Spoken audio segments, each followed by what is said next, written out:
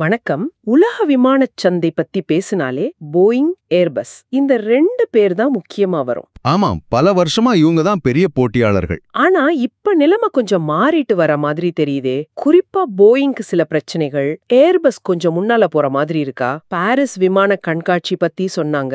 அங்க ஏர்பஸ் பெரிய ஆர்டர்ஸ்லாம் எடுத்தப்போ போயிங் ரொம்ப அமைதியா இருந்ததா சொல்றாங்க. வாங்க இத கொஞ்சம் ஆழமா அலசலாம். முதல்ல நீங்க சொன்ன மாதிரி பல வருஷமா ஒரு 90% மார்க்கெட் ஷேர் இவங்க ரெண்டு பேர்கிட்ட தான் இருக்கு. ஆனா அந்த பாரிஸ் ஏர் ஷோல என்னதான் ஆச்சு? ஏர்பஸ் எப்படி அவ்ளோ முன்னுக்கு வந்தாங்க? ஏர்பஸ் கிட்டத்தட்ட ஒரு $21 பில்லியன் மதிப்புள்ள ஒப்பந்தங்களை அறிவிச்சாங்க. அதுல 148 உறுதியான ஆர்டர்கள், அப்புறம் ஒரு 102 தற்காலிக ஆர்டர்கள். ஆனா போயிங் பெரிய அளவுல எந்த வணிக ரீதியான ஆர்டரையும் அறிவிக்கல. முத நாள் கணக்க பார்த்தா கூட ஏர்பஸ் 132, போயிங் 41. இதுலயே தெரியுது இல்லையா? ஆச்சரியமா இருக்கே. என்ன காரணம்? போயிங் ஏன் இப்படி பின்னடைஞ்சாங்க? சமீபத்திய பாதுகாப்பு பிரச்சனைகள் ஒரு காரணமா? நிச்சயமா அது ஒரு முக்கியமான காரணம். ஜூன் 12 அகமதாபாத்ல இருந்து லண்டன் போன ஏர் இந்தியா போயிங் 787 ட்ரீம் லைனர். ஆமா, அந்த விபத்து ரொம்ப சோகமான சம்பவம். ஆமா, 241 பேர் இறந்துட்டாங்க. இது 787 ரக விமானத்தோட முதல் பெரிய விபத்து. அதுக்கு முன்னாடியே அலாஸ்கா ஏர்லைன்ஸ் 737 மேக்ஸ் அதோட கதவு நடுவானில் ஒரு பகுதி தனியா வந்துருச்சு. இதோட தாக்கம் எப்படி இருக்கு? வெறும் செய்தியா இல்லாம அவங்க செயல்பாடுகள்ல என்ன மாதிரி விளைவுகள்? உடனடியா போயிங் சிஇஓ பாரிஸ் பயணத்தையே ரத்து செஞ்சுட்டாரு. விசாரணைக்கு முக்கியத்துவம் கொடுத்தாங்க. இந்திய அதிகாரிகள் விசாரிக்கிறாங்க. அமெரிக்காவோட NTSB, அதாவது போக்குவரத்து பாதுகாப்பு வாரியம், அவங்க தொழில்நுட்ப உதவி பண்றாங்க. இதை விட முக்கியமா அமெரிக்க விமான போக்குவரத்து நிர்வாகம் FAA அவங்க என்ன செஞ்சாங்க? அவங்க போயிங்கோட 737 மேக்ஸ் உற்பத்திய மாசத்துக்கு 38 விமானங்களா கட்டுப்படுத்திட்டாங்க. பாதுகாப்பு சோதனைகள் ரொம்ப கடுமையா இருக்கு. அப்போ உற்பத்தி குறைஞ்சா டெலிவரி தாமதமாவுமே. வாடிக்கையாளர்கள் என்ன சொல்றாங்க? கண்டிப்பா தாமதமாகுது. ஒரு 5000க்கு மேல விமானங்கள் டெலிவரிக்கு பெண்டிங்ல இருக்குன்னு சொல்றாங்க. உதாரணமா தைவான் சைனா ஏர்லைன்ஸ் மாதிரி நிறுவனங்கள் 787 டெலிவரி லேட் ஆகிறதால பழைய விமானங்களை ரிட்டேர் பண்றதையே தள்ளி போட வேண்டிய நிலைமை. அட பாவமே. இதனால அவங்க நஷ்டஈடு கூட கேட்க வாய்ப்பு இருக்கு. விமானத்துறையில நற்பெயர் ரொம்ப முக்கியம். அதை திரும்ப கொண்டு வர்றது போயிங்க்கு ஒரு பெரிய சவால் இப்போ. சரி, போயிங்க்கு நிலைமை இவ்ளோ சிக்கலா இருக்கு. ஏர்பஸ் பக்கம் எப்படி இருக்கு? அவங்களுக்கு எந்த சவாலும் இல்லையா? அப்படி சொல்ல முடியாது. அவங்களுக்கும் சவால்கள் இருக்கு. சப்ளை செயின் பிரச்சனைகள் அவங்களுக்கும் இருந்தது.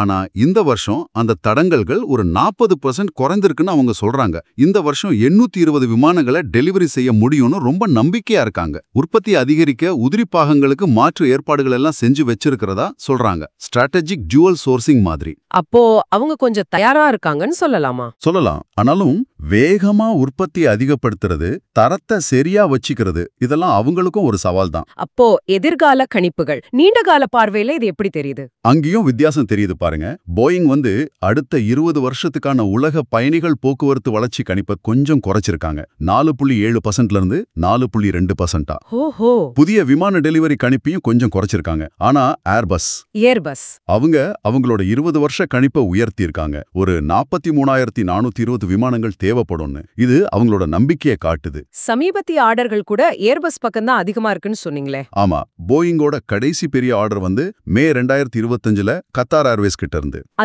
அதுக்கப்புறம் வியட்ஜெட் ஒரு MOU போட்டிருக்காங்க 150 விமானங்களுக்கு. அப்புறம் ஸ்டார்லெக்ஸ் ஏர்லைன்ஸ், ஈஜிப்ட் ஏர்னு ஏர்பஸ் தொடர்ந்து ஆர்டர் எடுத்துட்டு வராங்க. ஏர் ஏஷியாவோட கூட பேச்சுவார்த்தை போகுது. அது மட்டும் இல்லாம ஏர்பஸ் அவங்களோட ஈவுத்தொகை, அதாவது டிவிடெண்ட், அதோட வரம்ப 40% இருந்து 50% உயர்த்திருக்காங்க. அப்படின்னா அவங்க நிதிநிலை நல்லா இருக்குன்னு அர்த்தமா? ஆமா, அவங்க லாபத்துல இருக்காங்க. அத பங்குதாரர்களோட பகிர்ந்துக்க தயாரா இருக்காங்கன்னு காட்டுது. மொத்தத்துல நாம பார்த்த வரைக்கும் பாதுகாப்பு, உற்பத்தி தாமதம், டெலிவரி பிரச்சனை, வாடிக்கையாளர் நம்பிக்கை இழப்புன்னு பல முனைகள்ல போயிங் கொஞ்சம் தடுமாறிட்டு இருக்கு. அதே நேரம் ஏர்பஸ்க்கு அவங்க சவால்கள் இருந்தாலும் இப்போதைக்கு அவங்க ஒரு படி முன்னால இருக்கிற மாதிரி ஒரு தோற்றம் கிடைக்குது. ஆமா, சரியா சொன்னீங்க. இது தற்காலிகமான பின்னடைவா இல்ல ஒரு நீண்டகால மாற்றம் ஆரம்பிக்குதாங்கிறது இனிமேதான் தெரியும். ஆனா இப்போதைக்கு நிலைமை ஏர்பஸ்க்கு சாதகமா இருக்கிறது உண்மை.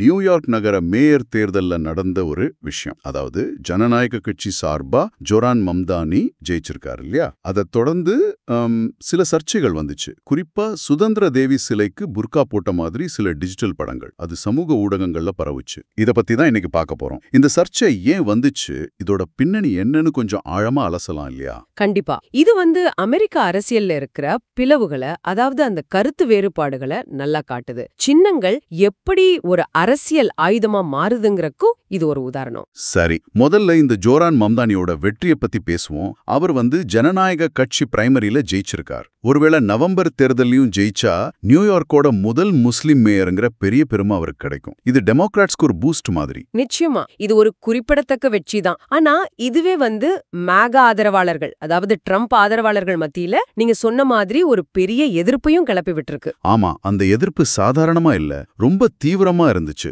அவர் ஜெயிச்ச உடனேயே சில மேகா அரசியல்வாதிங்க இஸ்லாமிய விருப்ப தூண்டுற மாதிரி பதிவுகள் போட்டாங்க. குறிப்பா Marjorie Taylor Greene, Dan Keith இவங்கெல்லாம் புர்கா போட்ட சுதந்திர தேவி சில படத்தை ஷேர் பண்ணாங்க. வாழ்த்துக்கள் நியூயார்க்னு ஒரு கிண்டலோட. ஆமா, அந்த படங்கள் தான் ரொம்ப வேகமா பரவுச்சு. அது கூடவே மம்தானிய ஜிஹாதி அப்படி இப்படின்னு முத்திர குத்துற மாதிரி நிறைய இஸ்லாமோபோபிக் கமெண்ட்ஸ். நியூயார்க் மக்கள் அவங்க அழிவுக்கே ஓட்டு போட்டிருக்காங்க அப்படிங்கிற மாதிரி விமர்சனங்கள் எல்லாம் வந்துச்சு. அது மட்டும் இல்ல, நான்சி மேஸ்னு இன்னொருத்தங்க, சவுத் கேரளைனா ரெப்ரசன்டேட்டிவ். ஆமா, அவங்க இன்னும் ஒருபடி மேல போனாங்க இல்லையா?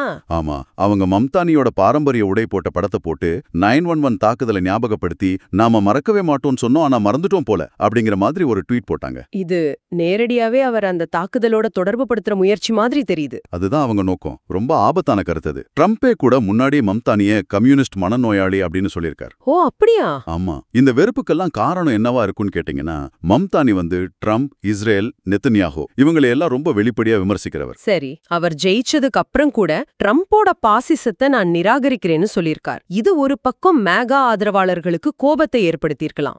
இன்னொரு பக்கம் ஒரு முஸ்லிம், அதுவும் இடதுசாரி பார்வை கொண்ட ஒருவர் நியூயார்க் மாதிரி ஒரு பெரிய நகரத்தோட மேயரா வரத சிலரால ஏத்துக்க முடியல. ஒரு கலாச்சார அரசியல் அச்சம்னு கூட சொல்லலாம். இந்த புர்கா போட்ட சுதந்திர தேவி சில படங்களை வச்சு அவரை தாக்குறாங்க சரி, ஆனா இதுல ஒரு பயங்கரமான வரலாற்று முரண் இருக்குன்னு சொல்றீங்களே, அது என்ன? அதுதான் இதுல ரொம்ப சுவாரஸ்யமான விஷயம். ஆக்சுவலா நிறைய பேருக்கு இது தெரியாது. இந்த சுதந்திர தேவி சிலையை செஞ்ச சிற்பி இருக்காரு இல்லையா, ஃப்ரெட்ரிக் அகஸ்ட் பார்த்தோல்டி. ஆமா, அவரோட ஆரம்ப கால டிசைன், அதாவது முதல்ல அவர் யோசிச்சது முக்காடு போட்ட எகிப்திய அல்லது அரபு பெண்களோட ஓவியங்களை அடிப்படையா வச்சுதான் இருந்திருக்கு. முதல்ல இந்த சிலைய ஈகிப்துக்காக தான் அவர் டிசைன் பண்ணாரு, சுயஸ் கால்வாய் கிட்ட வைக்கிறதுக்காக. ஒரு முஸ்லிம் விவசாய பெண் அவங்களோட பாரம்பரிய உடையில கையில ஒரு விளக்கோட நிக்கிற மாதிரி, முன்னேற்றத்தோட சின்னம்மா. எகிப்து அரசாங்கம் செலவு அதிகமா இருக்குன்னு அந்த ப்ராஜெக்ட வேணான்னு சொல்லிட்டாங்க. அதுக்கப்புறம் தான் பார்த்தோல்டி அந்த டிசைனை கொஞ்சம் மாத்தி ஒரு ரோமானிய பெண் தேவ மாதிரி உருவாக்கி அமெரிக்காவுக்கு கொடுத்தார். அதுதான் இப்ப நம்ம பாக்குற ஸ்டாச்சு ஆஃப் லிபர்ட்டி.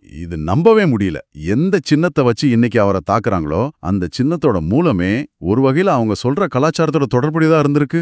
இந்த நிகழ்வுகள் எல்லாம் பார்க்கும்போது அரசியல் ரீதியா நாம எவ்வளவு பிரிஞ்சு கிடக்கிறோம், ஆன்லைன்ல எப்படி விஷயங்கள் திரிச்சு சொல்லப்படுது, ஒரு குறியீடோட அர்த்தத்தையே எப்படி மாத்த முடியுது, இதையெல்லாம் பத்தி உன்னை யோசிக்க வைக்குது இல்லையா? ஒரு சின்னத்தோட அர்த்தம் காலப்போக்குல எப்படி மாறுது, சில சமயம் அதோட உண்மையான அர்த்தத்துக்கே நேர் எதிரா அரசியல் காரணங்களுக்காக எப்படி பயன்படுத்துறாங்க அப்படிங்கிறதுக்கு இது ஒரு தெளிவான உதாரணம். குறியீடுகளுக்கு எவ்வளவு சக்தி இருக்கு, அதை எப்படி தப்பா பயன்படுத்த முடியும்னு இது காட்டுது. ஆக ஜோரான் மம்தானியோட எழுச்சி, அவருக்கு எதிரா வர்ற இந்த இஸ்லாமிய வெறுப்பு தாக்குதல்கள், அதுக்கு நடுவுல இந்த சுதந்திர தேவி சிலையோட வரலாற்று பின்னணியில இருக்கிற இந்த ஆச்சரியமான முரண், இது எல்லாத்தையும் நம்ம இன்னைக்கு பார்த்தோம்.